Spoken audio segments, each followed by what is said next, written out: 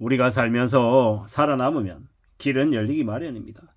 현실적인 생각들이 필요하죠. 지금은요, 혁신도 없고 기회도 없고 다 암울하다고 얘기합니다. 세상의 현실에 우리가 눈을 떼야 합니다. 정하지 못하고 도태되면요, 인생이 더욱 서글퍼지죠. 우리는 각자 처지에 맞춰 현명하게 살 공리를 해야 될 것 같습니다. 전세 사기범들이 난무하고 있고 그들이 이제 실형을 10년씩 15년씩 받는 시대가 지금의 시대입니다. 전세금이 다 사라지고 나면요, 세입자들은 피눈물 흘리죠.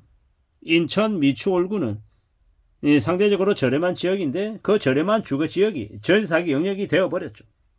잔인한 현실입니다. 전세 사기는 인천만의 문제가 아니죠. 화성 동탄에서도 대구에서도 여기저기에서 다 벌어지고 있습니다. 임대사업자 제도가 집부자들에게 날개를 달아줬죠.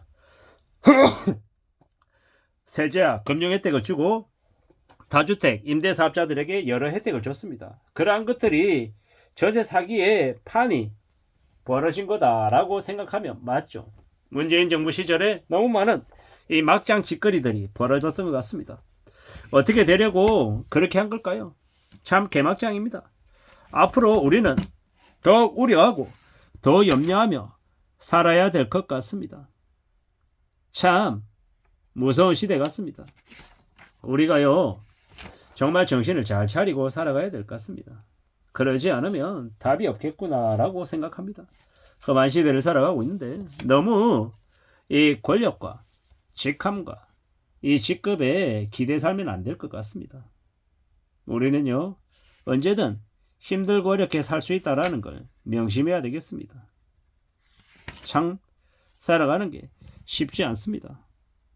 우리는요, 언제 어느 때든 힘들고 어려울 수 있다는 것, 무서운 현실이 이미 다가오고 있는 중이라는 걸 명심하며 지내야 될 것 같습니다.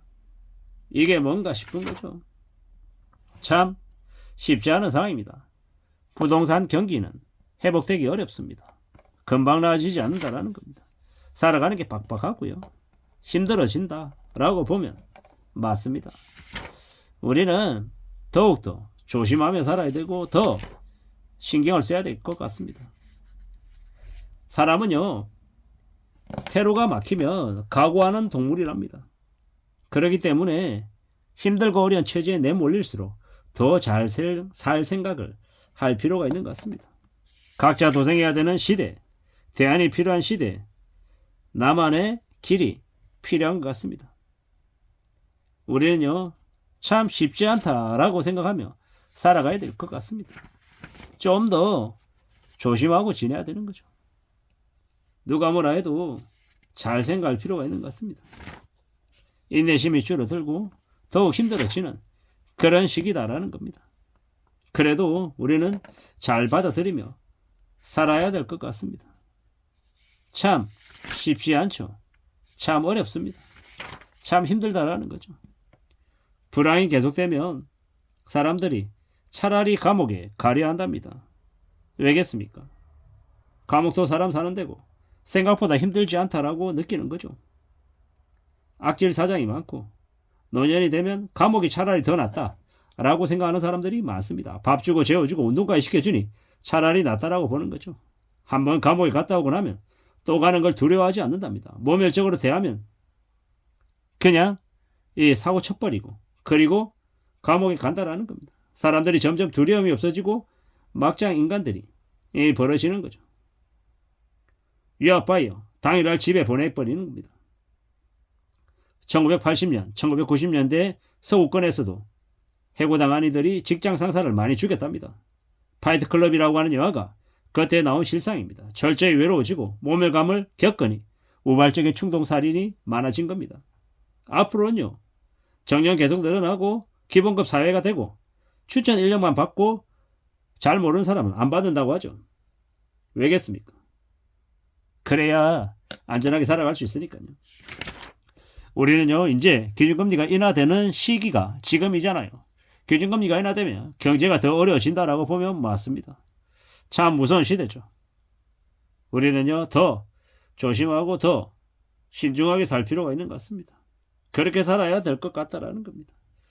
우리는 좀 더 착실하게 살 필요가 있습니다. 사는 게 점점 더 어려워지고요. 빡빡하죠.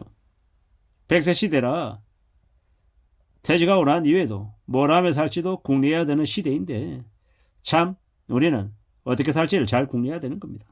지극히 평범하고 뻔한 인생이지만 잘나가고 대단한 존재보다 묵묵히 자기 자리에서 역할을 다하는 사람이 되자라고 생각하고 있습니다. 차근차근 축적해 나가자라고 이야기하는 겁니다. 살아가는 우리의 삶이 더 힘들어지고 비껴나 있다라고 하더라도 좀 더 두고 봐야죠. 마음 단단히 먹어야 되는 거고요. 우리는 사는 게 더 힘들어질 수 있다라는 거. 일본의 금융권 빚을 안 진 사람들은 정말 조상이 도운 거다라고 얘기합니다.